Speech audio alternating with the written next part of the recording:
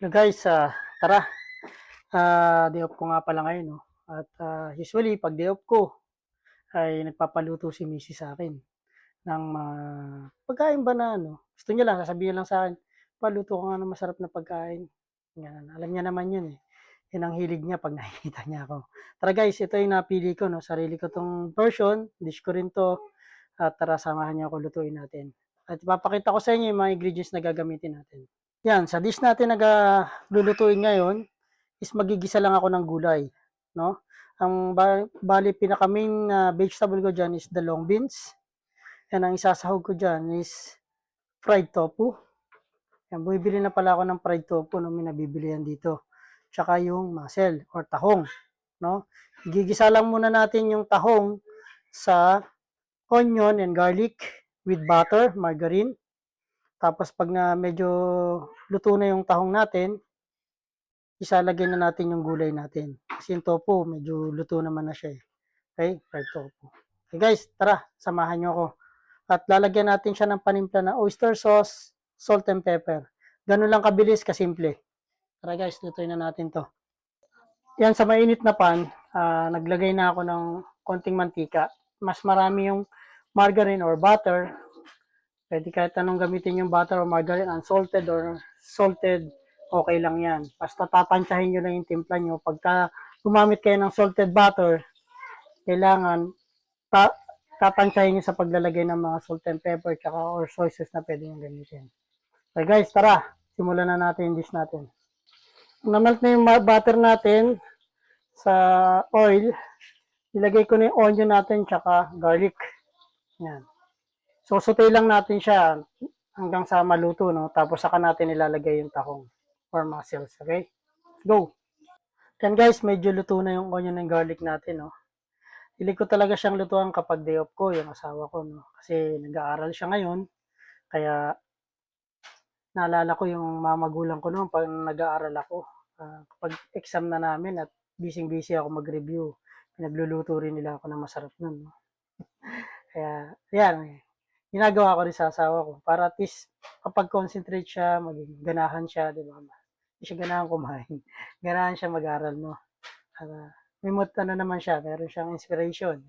Natutuwa siya eh. Pag nilulutuan ko siya ng masarap pag day off ko. Okay, let's go guys. Yan, ilalagay ko na yung yung tahong. Okay? Ibalik rin lang natin yan. Okay? Pag natuyo na yung water niyan dyan, saka natin lalagay long beans. Okay? Para lasahin lang natin yan dyan. Okay? Yan guys, nakikita nyo yung tubig, nagkulay na doon yung katas ng tahong, no? Ilalagay na natin yung long beans natin. Tapos lalagyan natin siya ng soy sauce, oyster sauce, salt and pepper. Let's go! Ito na yung long beans natin. At haluin lang natin siya ng haluin, no? Para mailalim natin yung sitaw. Kaya pala ako hindi naglalagay ng maraming tubig kaagad, no? Konti lang. Tinitimplahan ko muna siya kasi nagtutubig yung tahong natin.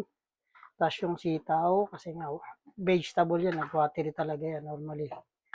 Tapos, pagka medyo okay na at luto na yung gulay natin, saka doon ako maglalagay ng tubig, no?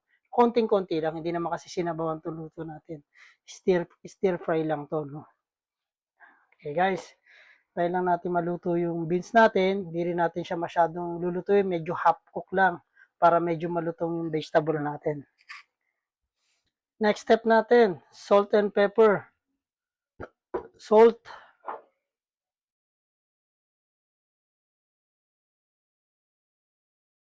pepper, taga 1 teaspoon lang, no?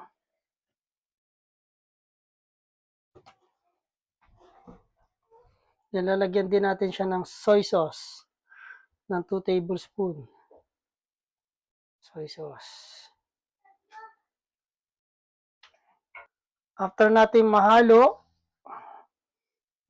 yung mga gulay natin, lalagay na natin yung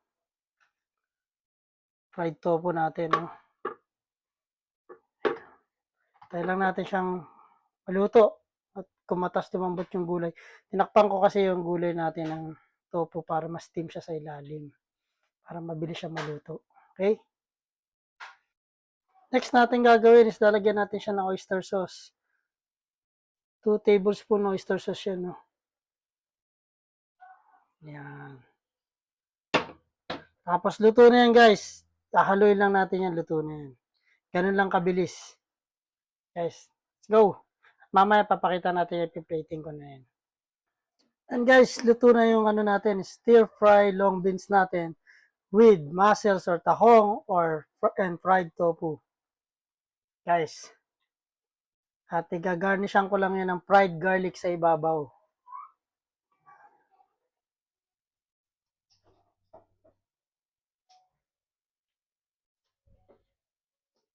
Guys, luto na yung dish natin. At lalagyan lang natin yan ng garnish. Optional lang to guys, no? Pwede naman kayo hindi maglagay nito. Gusto lang kasi ni Mrs. na medyo may crispy sa ibabaw. Yan. Punta nga siya kanina sa kusina. Sabi niya, paano niluluto mo?